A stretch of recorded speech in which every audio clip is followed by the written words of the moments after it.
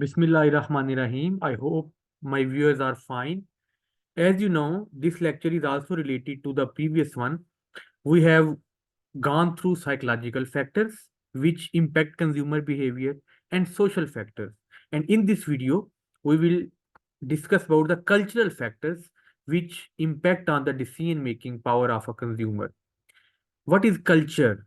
My dear viewers, culture you already know. If you think or if you brainstorm, you come to know that culture is basically is a group of people which are sharing certain set of values and ideologies.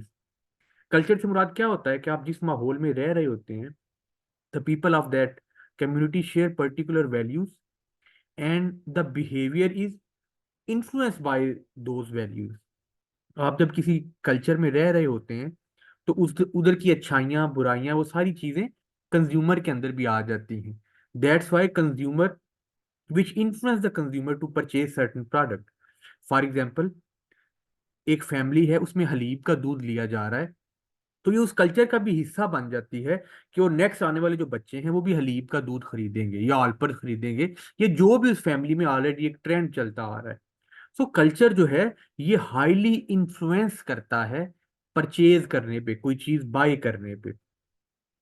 Definition culture की I will read it for you. Culture a group of people which are associated with a set of values and ideologies that belong to particular community.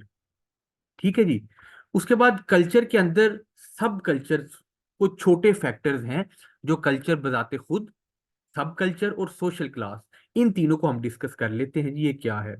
First of all culture. Culture से मुराद क्या होता है? Culture, what is culture? Basically culture includes basic values, needs, wants, preferences, perceptions and behaviors that are observed by are learned by the consumer from their near family members and other important people around them. What is it?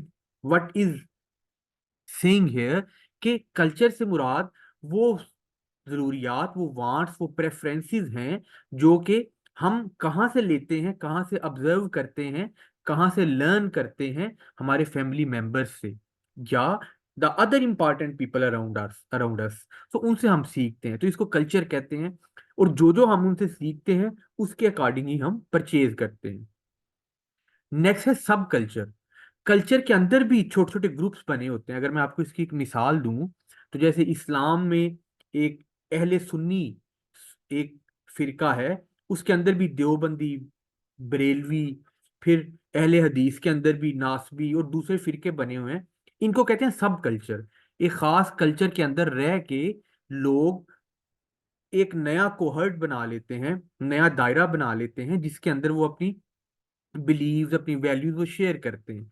तो वो चीजें भी purchase intentions के ऊपर या purchasing decision के ऊपर impact कर रही होती हैं। ठीक है जी। और है सोशल क्लास। सोशल क्लास से मुराद क्या है कि आप बिलोंग कहाँ से करते हैं।